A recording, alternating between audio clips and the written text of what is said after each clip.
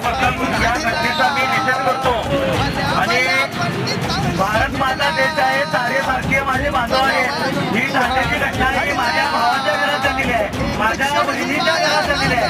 मी प्रशासनाला एकच विनंती करतो की या महाराष्ट्राचे आनंद दैवत छत्रपती शिवाजी महाराज यांनी आम्हाला 2 शस्त्र दिलेले आहे. एक शस्त्र बाबासाहेबांच्या माध्यमातून संविधान करून दिलेलं आहे आणि दुसरा शस्त्र स्वतः शिवाजी महाराजांनी तलवार आपल्या जलमावळ्यांच्या हातात दिलेले आहे. आज आम्ही संविधानाच्या माध्यमातून प्रशासनाला विनंती करतोय की